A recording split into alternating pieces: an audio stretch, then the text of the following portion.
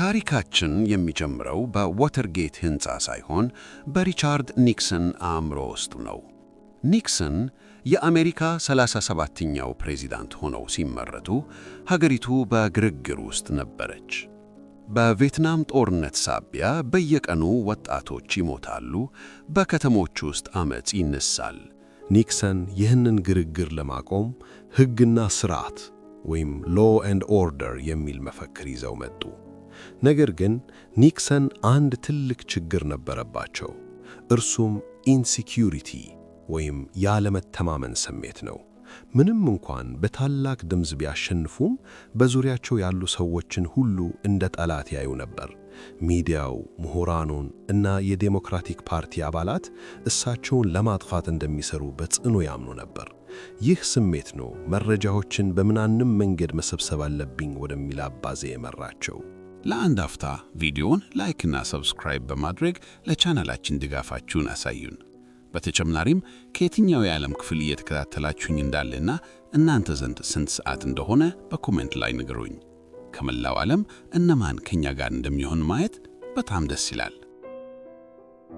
ሰኔ 1970 ዓመተ ምህረት ኒክሰን በዋይት ሃውስ ውስጥ ያሉትን የደህንነት ተቋማት ኤፍቢአይ፣ ሲአይኤ፣ ኤንኤስኤ መሪዎችን ሰበሰቡ። ፕሬዝዳንቱ በሀገር ውስጥ ባሉ ጸረ ጦርነት ሰልፈኞች ላይ ጠንከር ያለ እርምጃ መውሰድ ፈለጉ። ቶም ቻርልስ ሁስተን የተባለ ወጣት ረዳታቸው አንድ ዕቅድ አቀረበ። ይህ ሁስተን ፕላን የሚባለው ዕቅድ የሚከተሉትን ይፈቅዳል። ያለ ፍርድ ቤት ትዕዛዝ የሰዎች ደብዳቤ መክፈት፣ ያለ ፍርድ ቤት ፈቃድ የሰዎች ስልክ መጥለፍ፣ ወደ ተጠርጣሪዎች ቤት በድብቅ ገብቶ መረጃ መስረቅ surreptitious entry። መጀመሪያ ላይ የኤፍቢአይ ዳይሬክተሩ ጄ ኤድጋር ሁቨር ይህንን ዕቅድ ተቃወሙት። እሳቸውም ሰላይ ቢሆኑም ስልጣናቸው እንዲነካ አልፈለጉም። ኒክሰን ግን ይህንን ፍላጎት በውስጣቸው አሳደጉት። መንግሥት በሕጋዊ መንገድ የማይሠራውን ሥራ በድብቅ የሚሠሩልኝ ሰዎች ያስፈልጉኛል የሚለው ሐሳብ እዚያ ጋር ተጠነሰሰ። ሰኔ 13 1971 ዓመተ ምህረት ኒውዮርክ ታይምስ ጋዜጣ አንድ እጅግ አስደንጋጭ መረጃ ማውጣት ጀመረ። ዳንኤል ኤልስበርግ የተባለ የቀድሞ የመከላከያ ሚኒስቴር ሠራተኛ የአሜሪካ መንግሥት በቪየትናም ጦርነት ዙሪያ ሕዝቡን ሲዋሽ የነበረባቸውን የ7000 ገጽ ምስጢራዊ ሰነዶች ለጋዜጣው አሳልፎ ሰጠ። ኒክሰን ሲሰሙ ክው አሉ። ሰነዶቹ የእርሳቸውን አስተዳደር ባይመለከቱም የቀድሞዎቹን የኬኔዲና የጆንሰን አስተዳደር የሚመለከቱ ቢሆኑም ምስጢር እንዴት ይወጣል የሚለው ጉዳይ ክፉኛ አስቆጣቸው። ኒክሰን እንዲህ አሉ፣ ይህ ሰው ኤልስበርግ መቆም አለበት። ምስጢር የሚያወጡ ሰዎች ሁሉ መጥፋት አለባቸው። አሁን ነው እንግዲህ ዘ ፕለምበርስ የቧንቧ ጠጋኞች ቡድን የተመሠረተው። ስማቸው ፕለምበርስ የተባለበት ምክንያት በመንግሥት ውስጥ የሚፈሱ ምስጢሮችን ሊክስ ለመጠገን to fix the leaks ስለተቋቋሙ ነው። ይህ ቡድን በዋይት ሃውስ ስር በድብቅ የሚሠራ ልዩ የምርመራ ክፍል ነበር። አባላቱ ደግሞ ተራ ሰዎች አልነበሩም። ሃዋርድ ሃንት የቀድሞ የሲአይኤ ወኪል፣ በስለላ ድርጅት ውስጥ ለዓመታት የሠራ፣ በኩባ የቤይ ኦፍ ፒግስ ወረራ ላይ የተሳተፈ እና የስለላ ልቦለድ መጽሐፍትን የሚጽፍ ሰው ነበር። ለኒክሰን ፍጹም ታማኝ ነበር። ጂ ጎርደን ሊዲ የቀድሞ የኤፍቢአይ ወኪል። ሊዲ እጅግ በጣም ጽንፈኛና ደፋር ሰው ነበር። እጁን በሻማ እሳት ላይ አድርጎ ሳይቃጠል ማቆየት የሚችል፣ ለዓላማዬ ስል ማንንም እገድላለሁ የሚል አይነት ጠባይ ያለው ግለሰብ ነበር። እነዚህ ሁለት ሰዎች የቡድኑ መሪዎች ሆኑ። ቢሮአቸውም በዋይት ሃውስ ኤግዚኪዩቲቭ ኦፊስ ቢልዲንግ ክፍል 16 ላይ ነበር። ከዚህ ክፍል ሆነው በአሜሪካ ዲሞክራሲ ላይ ጥቁር ጥላ የሚጥል ሴራ መሸረብ ጀመሩ። የዎተርጌት ቅሌት የመጀመሪያው ድርጊት የዎተርጌት ሕንፃ ዝርፊያ አይደለም። ብዙ ሰው የማይረዳው ነገር ትልቁ ስህተት የተጀመረው በሎስ አንጀለስ ነው። ኒክሰንና ቡድኑ ዳንኤል ኤልስበርግን ምስጢሩን ያወጣውን ሰው በአደባባይ ለማዋረድ ፈለጉ። ለዚህም ሲሉ የኤልስበርግን የስነ ልቦና ሐኪም ሳይካያትሪስት የዶክተር ሉዊስ ፊልዲንግን የሕክምና መዝገብ ለመስረቅ ወሰኑ። ዓላማቸው የኤልስበርግን የአእምሮ ጤና ችግሮች ለሕዝብ አውጥቶ ምስክርነቱን ዋጋ ቢስ ማድረግ ነበር። መስከረም 1971 ዓ.ም ሃንትና ሊዲ ጥቂት የኩባ ዝርያ ያላቸውን ሰላዮች ይዘው ወደ ሎስ አንጀለስ በረሩ። የዶክተሩን ቢሮ ሰበሩ። ነገር ግን የሚፈልጉትን መረጃ አላገኙም። ይህ ድርጊት በኋላ ላይ በዎተርጌት ምርመራ ወቅት ሲጋለጥ ኒክሰን ስልጣናቸውን ለግል በቀል እንደተጠቀሙበት ትልቁ ማስረጃ ሆነ።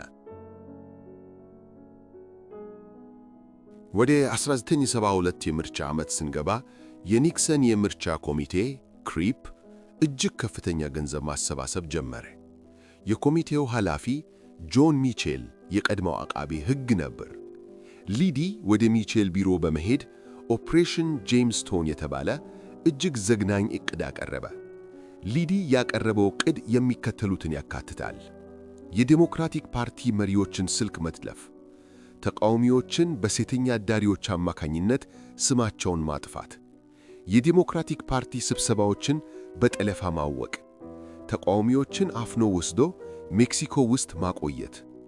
ጆን ሚቼል መጀመሪያ ላይ ዕቅዱን በጣም ውድ ነው በሚል ውድቅ ቢያደርገውም በኋላ ላይ ግን ለስልክ መጥለፊያውና ለዝርፊያው $250,000 በካሽ ጥሬ ገንዘብ ፈቀደ።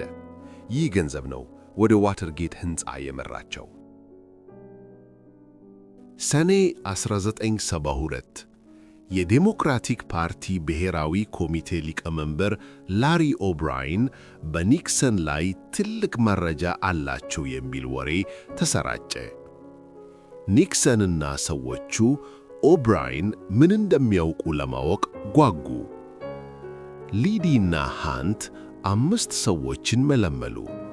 ከነዚህ ውስጥ 4ቱ ከማያሚ የመጡ የኩባ ስደተኞች ሲሆኑ 5ኛው ደግሞ ጄምስ ማኮርድ የተባለ የደህንነት ባለሙያ ነበር። ማኮርድ በወቅቱ የኒክሰን የምርጫ ኮሚቴ የደህንነት ኃላፊ ነበር። ይህ ትልቅ ስህተት ነበር።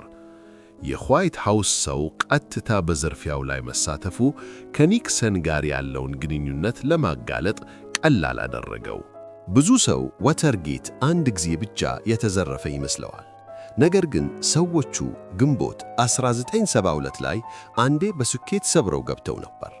በዚያን ጊዜ ስልኮችን ጠልፈው እና ጥቂት ሰነዶችን ፎቶ አንስተው ወጥተዋል። ነገር ግን ከተገተሙት 2 የስልክ መጥለፊያዎች አንዱ አልሰራም። እንዲሁም ያነሱት ፎቶግራፍ ጥራት የለውም ተባለ። ሊዲና ሃንት እንደገና ተመልሳችሁ ግቡና አስተካክሉ የሚል ትዕዛዝ ሰጡ። ይህ ስግብግብነት ወይም ፍጹም የመሆን ፍላጎት ነው መጨረሻቸውን ያመጣው። ሰኔ 17 ቀን 1972 ሌሊት ላይ ለሁለተኛ ጊዜ ሲገቡ ነው ያ የአጋጣሚ የጥበቃ ሠራተኛ ፍራንክ ዊልስ ያየው። እሁድ ሰኔ 18 1972 ፀሐያማ የዋሽንግተን ጠዋት። አብዛኛው የአሜሪካ ሕዝብ ስለ ትላንትናው ምሽት ክስተት የሚያውቀው ነገር የለም። በዎተርጌት ሆቴል 6ኛ ፎቅ ላይ የተፈጠረው ነገር እንደ ተራ የሌቦች ሙከራ ተቆጥሮ ነበር። ነገር ግን ይህ ጸጥታ ከመብረቅ በፊት ያለ ጸጥታ ነበር። በዚህ ጠዋት ዋሽንግተን ፖስት ጋዜጣ አንድ ትንሽ ዜና ይዞ ወጣ። ርዕሱ እንዲህ ይላል: 5 ሰዎች በዴሞክራቲክ ፓርቲ ጽሕፈት ቤት ተያዙ። የዜናው አቅራቢዎች ቦብ ውድዋርድ እና ካርል በርንስታይን አልነበሩም። አልፍሬድ ሉዊስ የተባለ የፖሊስ ሪፖርተር ነበር የጻፈው። ነገር ግን በዚህች ትንሽ ዜና ውስጥ የዓለምን ታሪክ የሚቀይር እሳት ነበረ። ከሰዓት በኋላ 5ቱ ተከሳሾች ለቅድመ ምርመራ ፍርድ ቤት ቀረቡ። እነሱ የራሳቸው ጠበቃ ስላልጠሩ አንድ በፍርድ ቤቱ አካባቢ የነበረ ጠበቃ በጊዜያዊነት እንዲወክላቸው ተመደበ። ቦብ ውድዋርድ ችሎቱ ኋላ ወንበር ተቀምጦ እየተከታተለ ነበር።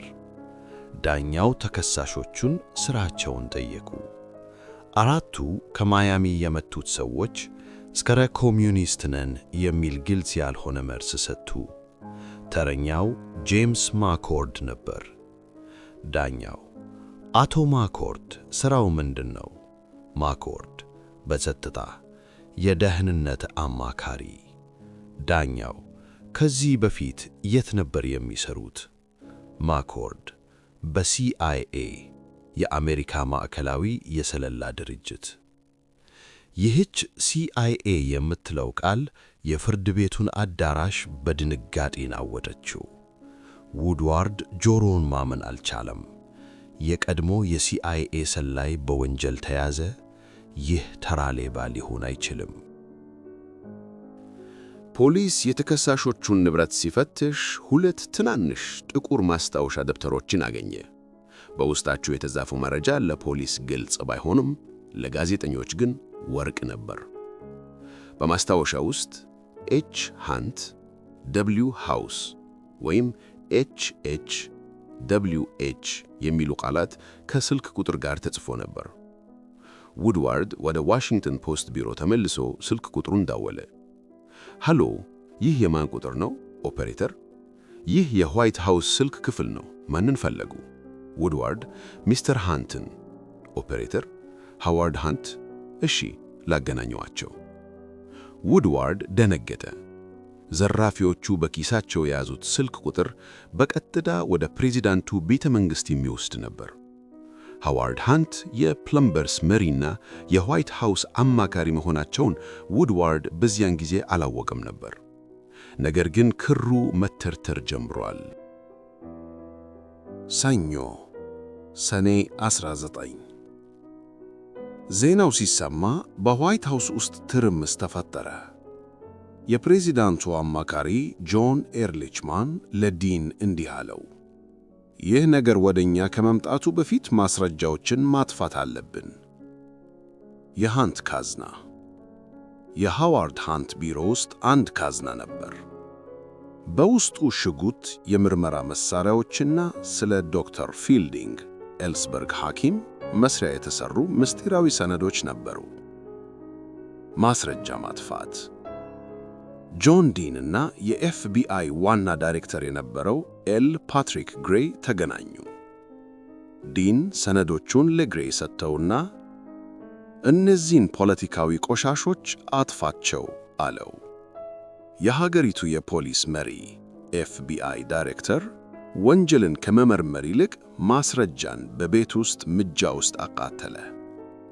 ይህ በታሪክ የማይታመን ክህደት ነበር። ይህ ቀን በታሪክ እጅግ ወሳኝ ነው። ኤፍቢአይ የገንዘቡን ዱካ ተከትሎ ወደ ሜክሲኮ ባንክ እየደረሰ ነበር። ይህ ምርመራ ከቀጠለ የኒክሰን የምርጫ ኮሚቴ መጋለጡ አይቀርም። ኒክሰን በኦቫል ኦፊስ ውስጥ ከሃልድማን ጋር ተገናኙ። ሃልድማን እንዲህ አለ፣ ኤፍቢአይ የተቆጣጠርነው አይደለም፣ ምርመራቸው ወደ ሜክሲኮ እየሄደ ነው። ኒክሰን እንዲህ ሲሉ መለሱ፣ ትእዛዝ ሰጡ። የሲአይኤ ምክትል ሪቻርድ ሄልምስን ጠራ፣ ለኤፍቢአይ እንዲደውሉና ይህ የብሔራዊ ደህንነት ጉዳይ ስለሆነ በሜክሲኮ ያለውን ምርመራ አቆሙ እንዲሉ ንገራቸው። ይህ ውሳኔ ኒክሰን የፍትህ ሂደትን በይፋ ያሰናክሉበት ቅጽበት ነው። ይህ ንግግር በድብቅ በቴፕ እየተቀረጸ እንደሆነ ማንም አላወቀም ነበር። ይህ ቴፕ ከ2 ዓመት በኋላ ሲወጣ ነው ኒክሰንን ከስልጣን ያወረዳቸው። ቦብ ውድዋርድና ካርል በርንስታይን ምርመራቸውን ቀጠሉ። ግን አንድ ትልቅ እንቅፋት ገጠማቸው። ማንም ሊያናግራቸው ፈቃደኛ ነበረም። የኒክሰን ሰዎች በፍርሃት ተሸብበዋል። በዚህ ጊዜ ነው ዲፕ ትሮት ጥልቅ ጉሮሮ ወደ ስዕሉ የገባው። ማርክ ፌልት የተባለው የኤፍቢአይ ምክትል ዳይሬክተር በኒክሰን አስተዳደር ተበሳጭቶ ነበር። ኤፍቢአይ ፖለቲካዊ መጫወቻ የሆነ መምታቱን ጠልቶታል። የዲፕ ትሮት መመሪያ ቀላል ነበር። የሰዎቹን ማንነት ተው፣ ገንዘቡን ተከተል። ጋዜጠኞቹ ምርመራ ሲያደርጉ አንድ ቼክ አገኙ። $25,000 የሚያወጣ ቼክ ለኬኔዝ ዳልበርግ የኒክሰን ገንዘብ አሰባሳቢ የተጻፈ፣ ነገር ግን በወንጀለኛው በርናርድ ባርከር የባንክ ሂሳብ ውስጥ ተቀማጭ ሆነ። ይህ ማስረጃ ወንጀለኞቹን ከኒክሰን የምርጫ ካዝና ክሪፕ ስለሽ ፋንድ ጋር በቀጥታ አገናኛቸው። በርንስታይን ወደ ዳልበርግ ደውሎ የእናንተ ቼክ እንዴት ዘራፊው አካውንት ውስጥ ገባ ብሎ ሲጠይቀው ሰውየው ደነገጠ፣ ስልኩን ዘጋ። ጥቅምት 1972 ምርጫው ሊደርስ አንድ ወር ሲቀረው ዋሽንግተን ፖስት አንድ ትልቅ ዜና አወጣ። የኤፍቢአይ ምርመራ እንደሚያሳየው የዋተርጌት ዝርፊያ የኒክሰን የምርጫ ኮሚቴ የፖለቲካ ሰላይነትና ማብላሸት ፖለቲካል ኤስፒዮናጅ ኤንድ ሳቦታጅ ዘመቻ አካል ነው አለ። ኒክሰንና ቃል አቀባያቸው ሮን ዚግለር ጋዜጣውን አጣጣለጡት። ይህ የቆሻሻ ጋዜጠኝነት ውጤት ነው አሉ። ሌሎች የአሜሪካ ሚዲያዎች፣ ቲቪዎችና ራዲዮዎች ጉዳዩን ችላ አሉት። ሕዝቡም አመናቸው። ህዳር 1972 አሜሪካ ድምፅ ሰጠች። ውጤቱ አስደንጋጭ ነበር። ኒክሰን በተቃዋሚው ማጋበርን ላይ ታሪካዊ ድል ተቀዳጁ። ኒክሰን አሸነፉ። ዋተርጌት የተቀበረ መሰለ። ነገር ግን በዋሽንግተን ፖስት ቢሮ ውስጥ ውድዋርድና በርንስቴይን ተስፋ አልቆረጡም። እንዲሁም ዳኛው ማክሲመም ጆን ሲሪካ የራሳቸውን ዝግጅት እያደረጉ ነበር። ጥር 20 1973 ዓመተ ምህረት ሪቻርድ ኒክሰን ለሁለተኛ የሥልጣን ዘመን ቃለ መሐላ ፈጸሙ። ዋሽንግተን በድግስ ደምቃለች። ርችቶች ይተኮሳሉ፣ ሙዚቃ ይዘፈናል። ኒክሰን በውጫዊ እይታ በታሪክ ታይቶ የማይታወቅ የፖለቲካ ኃይል በእጃቸው የጨበጡ ይመስላሉ። ነገር ግን በውስጥ ኒክሰን በፍርሃት ውስጥ ነበሩ። ምክንያቱም በዚያው ቀን ጥቂት ኪሎ ሜትሮች ራቅ ብሎ በሚገኘው ፍርድ ቤት የዎተርጌት ዘራፊዎች የፍርድ ሂደት እየተካሄደ ነበር። የኒክሰን ሰዎች ለእነዚህ ዘራፊዎች ዝም እንዲሉና ጥፋቱን በራሳቸው ላይ እንዲወስዱ በመቶ ሺዎች የሚቆጠር ዶላር ሃሽመኒ በድብቅ እየከፈሉ ነበር። ጥያቄው ይህ የገንዘብ ግድብ ምስጢሩን ይዞ ሊቆይ ይችላል የሚለው ነበር። የጉዳዩ ዳኛ ጆን ሲሪካ ይባላሉ። የኢጣሊያ ዝርያ ያላቸው አጭር ቁመትና ጠንካራ ገጽታ ያላቸው ሰው ናቸው። በዋሽንግተን የሕግ መንደር ማክሲመም ጆን በመባል ይታወቃሉ። ምክንያቱም በእርሳቸው ችሎት ለቀረበ ተከሳሽ የሚሰጠው የቅጣት ውሳኔ ሁሌም ከፍተኛው ጣራ ላይ የደረሰ ስለሆነ ነው። በችሎቱ ላይ 5ቱ ዘራፊዎች ከማያሚ የመጡትና ማኮርድ እንዲሁም 2ቱ አቀነባሪዎች ሊዲና ሃንት ቀረቡ። ሁሉም ጥፋተኛ መሆናቸውን አመኑ። ይህ የተደረገው ምስክርነት ተሰምቶ ምስጢሩ እንዳይወጣ ሆን ተብሎ ነበር። ዳኛ ሲሪካ ግን ተናደዱ። እናንተ ሰዎች ገንዘብ ፈልጋችሁ ብቻ ይህንን አደረጋችሁ ብዬ አላምንም። ያዘዛችሁ አካል አለ። እውነቱን የማታወጡ ከሆነ ዕድሜ ልክ እስር ቤት ትበሰበሳላችሁ አሏቸው። ሲሪካ አንድ ብልህ እርምጃ ወሰዱ። የቅጣት ውሳኔውን ለሌላ ጊዜ አስተላለፉት። መልእክቱ ግልጽ ነበር። እስከዚያው አስቡበት። እውነቱን ለተናገረ ቅጣቱ ይቀልለታል። ጄምስ ማኮርድ የቀድሞ የሲአይኤ ሰው በእስር ቤት ውስጥ ሆኖ ማሰብ ጀመረ። የኒክሰን ሰዎች ከእስር ቤት ቶሎ እናስወጣሃለን፣ ምህረት ይሰጥሃል ብለው ቃል ገብተውለት ነበር። ነገር ግን ማኮርድ ቃላቸውን መጠራጠር ጀመረ። እነዚህ ሰዎች እኔን መስዋዕት አድርገው ሊጥሉኝ ነው ብሎ ፈራ። ማርጊት 23 1973 ፍርድ ቤቱ ሊሰበሰብ ጠዋት ላይ ማኮርድ ለዳኛው አንድ የታሸገ ደብዳቤ ላከ። ዳኛ ሲሪካ ደብዳቤውን ሲከፍቱት ያዩትን ማመን አቃታቸው። በታሪክ ድምፅ ደብዳቤውን ለችሎቱ አነበቡት። ክቡር ዳኛ፣ በፍርድ ሂደቱ ወቅት በፖለቲከኛው ጫና ምክንያት ተከሳሾቹ እውነቱን ከመናገር ታቅበዋል። ፍርድ ቤት ውስጥ የሐሰት ምስክርነት ተሰጥቷል። ከኛ በላይ የሆኑ ሌሎች ሰዎች በዚህ ወንጀል ውስጥ ተሳትፈዋል። ይህቺ ደብዳቤ ቦምብ ነበረች። የሽፋን ከቨራፕ ሴራው ተሰበረ። ማኮርድ ስም መጥራት ጀመረ። የፕሬዚዳንቱ አማካሪ ጆን ዲን የቀድሞ አቃቤ ሕግ ጆን ሚቼል እንደሚያምኩ ተናገረ። አሁን እሳቱ ወደ ዋይት ሃውስ ገባ። ሪቻርድ ኒክሰን ተደናገጡ። ዋና አማካሪዎቻቸው ቦብ ሃልደማንና ጆን ኤርሊችማን ራሳቸውን ለማዳን ሲሉ ሁሉንም ጥፋት በወጣቱ የዋይት ሃውስ ጠበቃ ጆን ዲን ላይ ለማላከክ ወሰኑ። ጆን ዲን ይህን ሲያውቅ ደሞ ፈላ። እኔ ብቻዬን አልሰዋም አለ። መጋቢት 21 ቀን ወደ ኦቫል ኦፊስ ገብቶ ለኒክሰን ታሪካዊ ማስጠንቀቂያ ሰጠ። ዲን፣ ሚስተር ፕሬዚዳንት፣ ችግር አለብን። በፕሬዝዳንትነቱ ላይ ያደገ ካንሰር አለ። there is a cancer on the presidency። ይህ ካንሰር እያደገ ነው። የዝምታ ገንዘብ እየተከፈለ ነው። ሰዎች በሐሰት እየመሰከሩ ነው።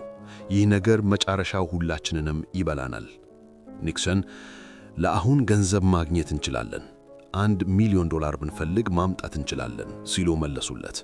ኒክሰን ወንጀሉን ለማቆም ሳይሆን እንዴት እንደሚቀጥል ነበር የሚያስቡት። ኒክሰን ራሳቸውን ለማዳን ሲሉ የቅርብ ሰዎቻቸውን ለመቁረጥ ወሰኑ።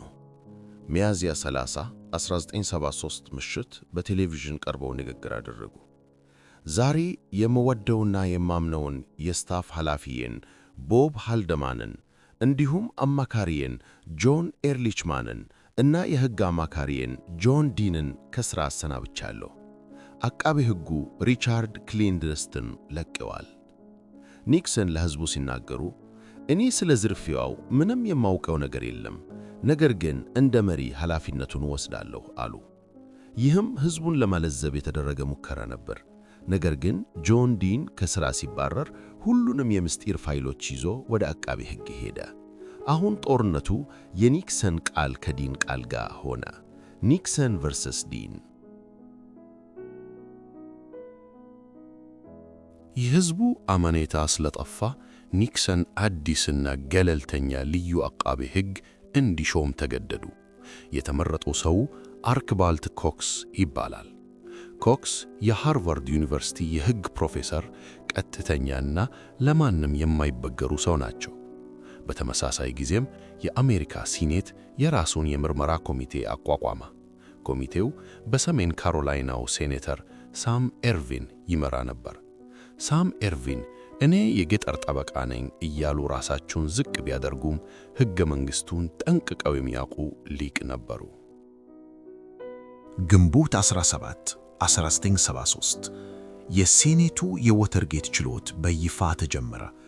ሦስቱ የአሜሪካ ታላላቅ የቴሌቪዥን ጣቢያዎች ኤቢሲ፣ ሲቢኤስ፣ ኤንቢሲ መደበኛ ፕሮግራማቸውን አቋርጠው ችሎቱን በቀጥታ ማስተላለፍ ጀመሩ። ይህ ለአሜሪካ ሕዝብ እንደ ሳሙና ኦፔራ ሆነ። እናቶች ምግብ ማብሰል አቆሙ።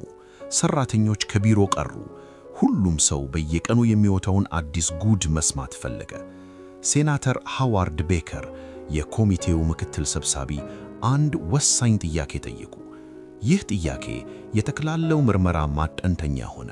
ፕሬዝዳንቱ ምን ያውቁ ነበር? መቼስ አወቁ? What did the president know and when did he know it?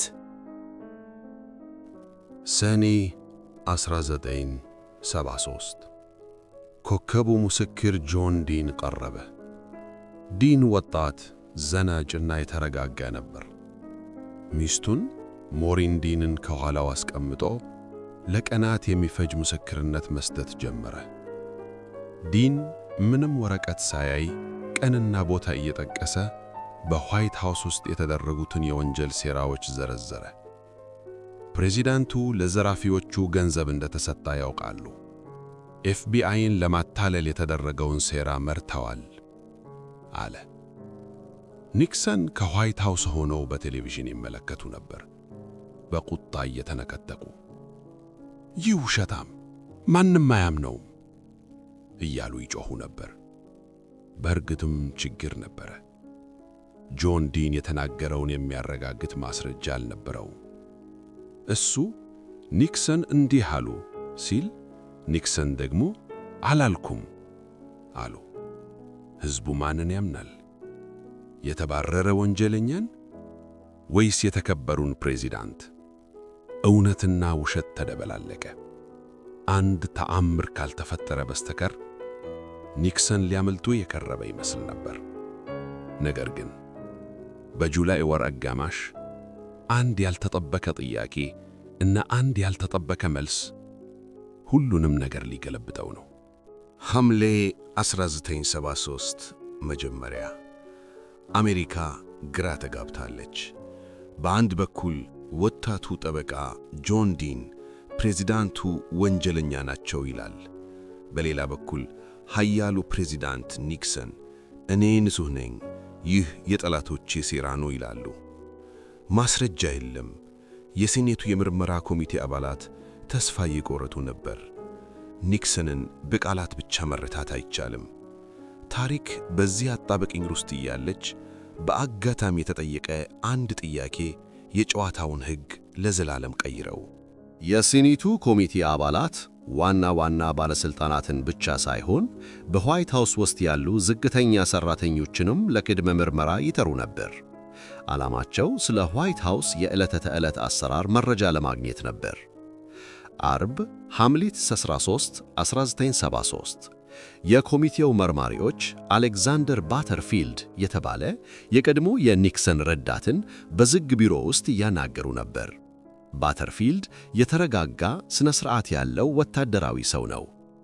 መርማሪው ዶናልድ ሳንደርስ እንዲሁ በአጋጣሚ አንድ ጥያቄ ወረወረ። ሚስተር ባተርፊልድ ጆን ዲን ከፕሬዝዳንቱ ጋር ያደረገውን ንግግር በትክክል ለማስታወስ ይቸገር ነበር። ምናልባት በዋይት ሃውስ ውስጥ ንግግሮች የሚቀረጹበት ሥርዓት ሪኮርዲንግ ሲስተም ይኖር ይሆን? ባተርፊልድ ለጥቂት ሰከንዶች ዝም አለ። ወንበሩ ላይ ተነቃነቀ። ይህ ምስጢር የፕሬዝዳንቱ ቁጥር 1 ምስጢር ነበር። ግን ባተርፊልድ ሐቀኛ ሰው ነበር። ይህን ጥያቄ ባትጠይቁኝ ደስ ይለኝ ነበር አለ። ነገር ግን ስላነሳችሁት እውነቱን መናገር አለብኝ። አዎ፣ በኦቫል ኦፊስ ውስጥ ድምፅ የሚቀዳ ምስጢራዊ ሲስተም አለ። መርማሪዎቹ ደነገጡ፣ እርስ በርስ ተያያዩ። ምን ማለትህ ነው? ሁሉም ነገር ተቀርጿል? ሰኞ ሐምሌ 16 ባተርፊልድ በይፋዊው የቲቪ ችሎት ላይ ቀረበ። መላው ዓለም እየሰማ የቦምብ ድምፅ ያህል የከበደውን ምስክርነት ሰጠ። ከ1971 ጀምሮ በኦቫል ኦፊስ፣ በካቢኔ ክፍልና በፕሬዝዳንቱ የግል ስልክ ላይ የመቅረጫ መሳሪያዎች ተገጥመዋል። መሳሪያዎቹ በድምፅ ብቻ የሚሰሩ ቮይስ አክቲቬትድ ናቸው። ፕሬዝዳንቱ ወደ ክፍሉ ሲገቡ መቅረጽ ይጀምራሉ፣ ሲወጡ ያቆማሉ። ይህ ማለት ምን ማለት ነው? ኒክሰን ገንዘብ ክፈሏቸው ሲሉ፣ ሲአይኤን አዙ ሲሉ፣ ዲን ዋሽ ሲሉ ሁሉም ነገር ተቀርጿል። ኒክሰን ለታሪክ ማስረጃ ይሆናል ብለው የጫኑት መሳሪያ የራሳቸው የሬሳ ሳጥን ሚስማር ሆነ። ሴናተር ሃዋርድ ቤከር ፈገግ አሉ። አሁን ፕሬዝዳንቱ ምን ያውቁ ነበር ለሚለው ጥያቄ መልሱ በሳጥን ተቆልፎ ተቀምጧል። ዜናው ሲሰማ ኒክሰን ሆስፒታል ነበሩ። በቫይረስ ኒሞኒያ ታመው ረዳቶቻቸው ሮተው ሄዱ። ሚስተር ፕሬዝዳንት ቴፖቹን እናጥፋቸው ብሎ ጠየቁ። ኒክሰን ግን አይ መብቴ ነው፣ ኤግዜክቲቭ ፕሪቪሌጅ፣ ማንም ሊነካብኝ አይችልም አሉ። ይህ የኒክሰን ትልቁ ስትራቴጂካዊ ስህተት ነበር። በወቅቱ አጥፍተውት ቢሆን ኖሮ ሕዝቡ ይጮህ ነበር እንጂ ማስረጃ አይገኝም ነበር። ኒክሰን ግን እኔ ንጉሥ ነኝ፣ ማንም አያዘኝም በሚል እብሪት ቴፖቹም አቆዩዋቸው። ልዩ አቃቤ ሕጉ አርክባልድ ኮክስ ወዲያውኑ ደብዳቤ ጻፉ። ቴፖቹን ለፍርድ ቤት አስረክቡ። ኒክሰን መለሱ፣ አላስረክብም፣ ይህ የብሔራዊ ደህንነት ጉዳይ ነው። ኒክሰን አንድ የመሃል መንገድ አቀረቡ። ቴፖቹን እኔ ራሴ አዳምጥና የተባለውን ነገር በጽሑፍ አዘጋጅቼ አንድ በዕድሜ ትልቅ የሆኑ ሴናተር ስቴኒስ ትክክል መሆኑን አይተው እንዲያረጋግጡ አደርጋለሁ። ቴፑን ግን አልሰጥም። አርክባልድ ኮክስ ይህንን ውድቅ አደረጉት። ሕጉ ዋናውን ማስረጃ እንጂ የተከሳሹን ማስታወሻ አይቀበልም አሉ። ኒክሰን ተበሳጩ። ይህ ሰውዬ ኮክስ ሊያዋርደኝ ፈልጓል፣ መወገድ አለበት አሉ። ጥቅምት 20 1973 ቅዳሜ ምሽት ዋሽንግተን ዲሲ በታሪኳ አይታው የማታውቀውን የመንግሥት ቀውስ አስተናገደች። ምሽት 2 ሰዓት ኒክሰን ለጠቅላይ አቃቤ ሕጉ አቶርኒ ጄኔራል ኤሊዮት ሪቻርድሰን ደወሉ። አርክባልድ ኮክስን አሁኑኑ ከሥራ አባረርልኝ አሉት። ሪቻርድሰን ሰው የሚከበር ሰው ነበሩ። ሚስተር ፕሬዚዳንት፣ ኮክስን ነፃነት እንደምሰጠው ቃል ገብቼ ነው የሾምኩት። ቃሌን አላጥፍም። ይህንን ከማድረግ ሥልጣኔን እለቃለሁ አሉ። ሪቻርድሰን ለቀቁ። ምሽት 2:30 ኒክሰን ወደ ምክትል አቃቤ ሕጉ ዊልያም ራክልሻውስ ዞሩ። ሪቻርድሰን ፈሪ ነው፣ አንተ አባረርልኝ አሉት። ራክልሻውስም ሕሊናዬ አይፈቅድልኝም ብለው እምቢ አሉና ለቀቁ። ምሽት 3 ሰዓት በመንግሥት ውስጥ የቀረው ሦስተኛው ባለሥልጣን ሶሊሲተር ጀነራል ሮበርት ቦርክ ነበር። ኒክሰን በሊሙዚን መኪና አስመጥተው አናገሩት። ቦርክ ትዕዛዙን ተቀበሉ። ቦርክ ደብዳቤ ጽፎ አርክባልድ ኮክስን አባረረ። ወዲያውኑ የኤፍቢአይ ወኪሎች ወደ ልዩ አቃቤ ሕጉ ቢሮ ተላኩ። የቢሮውን በር አሸጉ፣ ሲልድ። ሠራተኞቹ ወደ ውስጥ እንዳይገቡ ተከለከሉ። ይህ ትዕይንት ልክ እንደ ወታደራዊ መፈንቅለ መንግሥት ኩ ነበር። በማግስቱ ጠዋት አሜሪካ ስትነቃ ነገሮች ተለውጠዋል። የቴሌግራም መልእክቶች ወደ ዋሽንግተን እንደ ጎርፍ ፈሰሱ። ኢምፒች ኒክሰን፣ ኒክሰን ይከሰሱ የሚሉ መፈክሮች በየመንገዱ ተሰሙ። ኒክሰን አቃቤ ሕጉን በማባረር ራሳቸውን ከሕግ በላይ አድርገው ሾሙ። ይህ የአሜሪካን ሕዝብ አስቆጣ። ኒክሰን የሕዝቡን ቁጣ ለማለዘብ ሲሉ ኅዳር 17 ቀን በዲዝኒ ወርልድ ፍሎሪዳ ጋዜጣዊ መግለጫ ሰጡ። በካሜራ ፊት ቆመው ላብ እያጠመቃቸው ያንን ታዋቂ ንግግር አደረጉ። ሰዎች ፕሬዚደንታቸው ወንጀለኛ መሆን አለመሆኑን ማወቅ አለባቸው። እኔ ግን ወንጀለኛ አይደለሁም። ነገር ግን የሰውነት ቋንቋቸው ሌላ ይናገር ነበር። እጆቻቸው ይንቀጠቀጡ ነበር። ዓይኖቻቸው ይቅበዘብዙ ነበር። አሜሪካውያን ለመጀመሪያ ጊዜ ፕሬዚደንታቸው እየዋሸ መሆኑን በግልጽ አዩ። በሕዝብና በኮንግረስ ግፊት ኒክሰን ጥቂት ቴፖችን ለመልቀቅ ተስማሙ። ነገር ግን አዲሱ ልዩ አቃቤ ሕግ ሊዮን ጃውርስኪ ቴፖቹን ሲያዳምጥ አንድ ጉድ ተገኘ። ሰኔ 20 1972 ልክ ከዝርፊያው በኋላ ኒክሰንና ሃልደማን ያደረጉት ንግግር ላይ 18 ደቂቃ ከ30 ሰከንድ የሚሆን ድምፅ ዝምታ ባዚንግ ሳውንድ ብቻ ነው የሚሰማው። ተሰርዟል። የኒክሰን ጸሐፊ ሮዝሜሪ ውድስ ስልክ ሳነሳ በስህተት ተጭኖብኝ ነው አለች። ነገር ግን ጋዜጠኞች እስቲ አሳዩን ብለው ፎቶ ሲያነሷት እግሯን ከመሬት አንስታ ሰውነቷን ጠምዝዛ ስትሞክር በጣም አስቸጋሪ አቋም ሮዝሜሪ ስትሬች ሆነባት። በስህተት የሚደረግ ነገር እንዳልሆነ ግልጽ ሆነ። ይህ የጠፋው 18 ደቂቃ ኒክሰን ሆን ብለው ማስረጃ እያጠፉ እንደሆነ ለዓለም አረጋገጠ። የክስ ሂደቱ ኢምፒችመንት በኮንግረስ ተጀመረ። ሰኔ 1974 ዓመተ ምህረት ሪቻርድ ኒክሰን በዋይት ሃውስ ውስጥ ተገልለዋል። በዙሪያቸው የነበሩት ታማኝ ረዳቶቻቸው ወይ ታሰረዋል ወይ ከድተዋል። አሁን የቀረው አንድ የመጨረሻ ፍልሚያ ብቻ ነበር። በሕግ አግባብ ቴፖቹን ላለመስጠት የሚደረግ ትግል የኒክሰን የመጨረሻ ተስፋ ነበር። ነገር ግን ታሪክ ለኒክሰን ሌላ ፍርድ አዘጋጅታ ነበር። ጉዳዩ ወደ አሜሪካ ከፍተኛው ፍርድ ቤት ደረሰ። የኒክሰን ጠበቆች ፕሬዚዳንቱ ማንኛውንም መረጃ በምስጢር የመያዝ ፍጹም መብት አላቸው ብለው ተከራከሩ። የልዩ አቃቤ ሕጉ ሊዮን ጃውርስኪ ወገን ደግሞ ፕሬዚዳንቱ ከሕግ በላይ አይደሉም አሉ። ሐምሌ 24 ቀን 1974 ፍርድ ቤቱ ታሪካዊ ውሳኔውን አሳወቀ። ውሳኔው አስደንጋጭ ነበር። 8-0 በኒክሰን የተሾሙ ዳኞች ሳይቀሩ በፕሬዚዳንቱ ላይ ፈረዱ። ፍርድ ቤቱ እንዲህ አለ።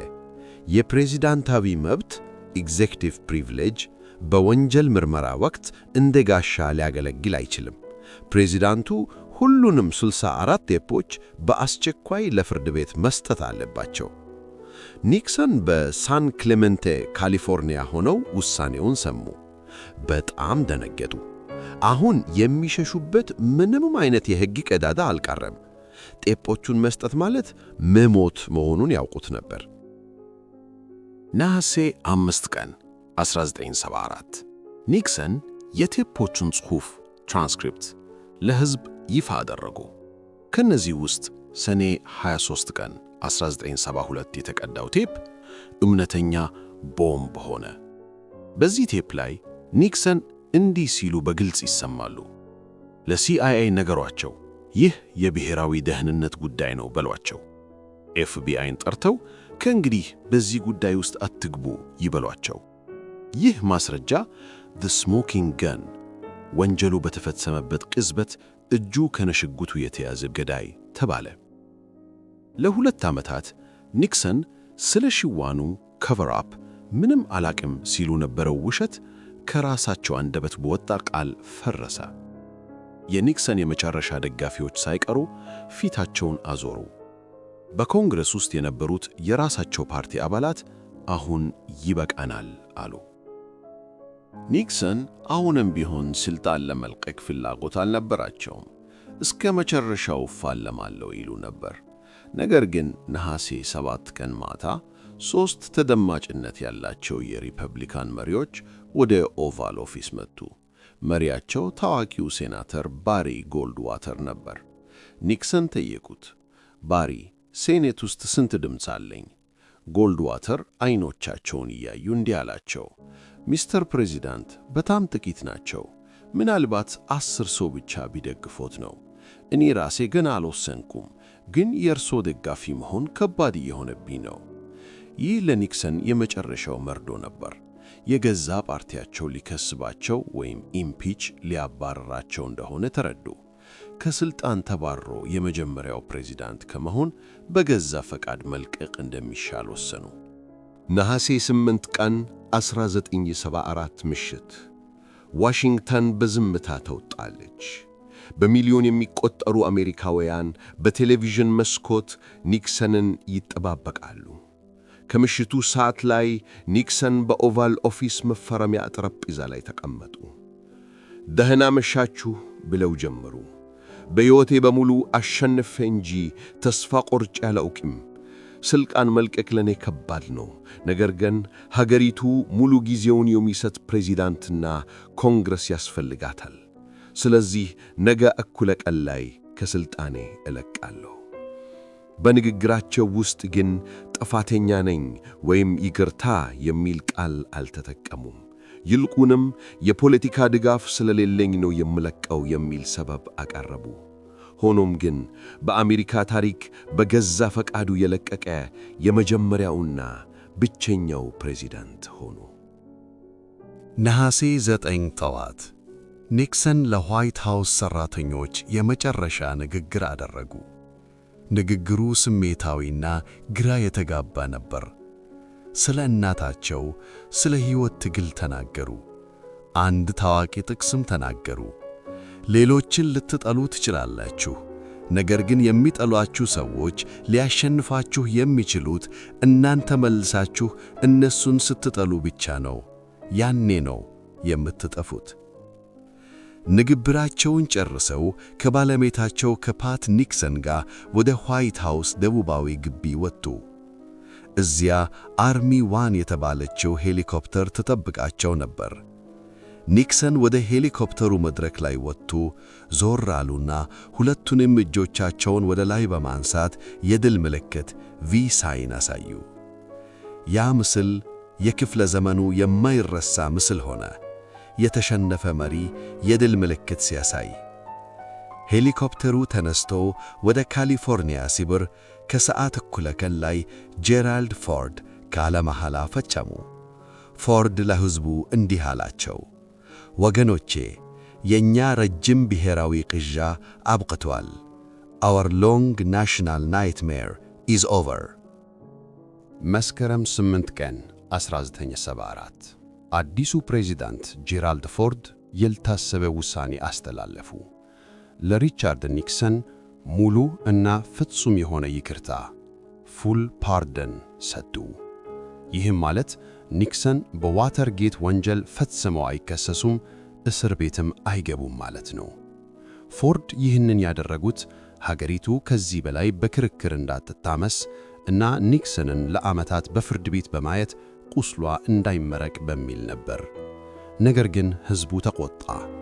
ለድሆች ሌቦች እስር ቤት፣ ለፕሬዚዳንቱ ይቅርታ የሚል ጥያቄ ተነሳ። ይህም ፎርድ የሚቀጥለውን ምርጫ እንዲሸነፉ ትልቅ ምክንያት ሆነ። የዋተርጌት ቅሌት ካበቃ ከ50 ዓመታት በኋላም ቢሆን ተጽዕኖ ዛሬም አለ። 1. የመጣሪያ ስም። ከዚያን ጊዜ ጀምሮ ማንኛውም የፖለቲካ ቅሌት ሲፈጠር ጌት የሚል ቅጥያ ይጨመርበታል። ለምሳሌ ኢራን ጌት፣ ስፓይ ጌት። 2. የጋዜጠኝነት ኃይል። ቦብ ውድዋርድ እና ካርል በርንስታይን የጋዜጠኝነትን ሙያ ወደ አዲስ ደረጃ አሳድገዋል። አራተኛው መንግሥት ተብሎ የሚጠራው ሚዲያ ባለሥልጣናትን ተጠያቂ እንደሚያደርግ በተግባር ታይቷል። 3. የሕግ የበላይነት። ዋተርጌት ያረጋገጠው ትልቁ ነገር ቢኖር አሜሪካ በሰው ፍላጎት ሳይሆን በሕግ የምትመራ ሀገር መሆኗን ነው። የዓለማችን ኃያል ሰው ቢሆኑም እንኳን ሕግ ሲጥሱ እንደሚወድቁ ታይቷል። ሪቻርድ ኒክሰን በ91-94 ዓመተ ምህረት ከዚህ ዓለም በሞት ተለዩ። በታሪክ መዝገብ ውስጥ ግን ብልህ ዲፕሎማትነታቸው ሳይሆን በዋተርጌት ሕንፃ በተጀመረው በዚያች ትንሽ ዝርፊያ ምክንያት የፈረሰው ታላቅ ስልጣናቸው ዘላለም ሲታወስ ይኖራል።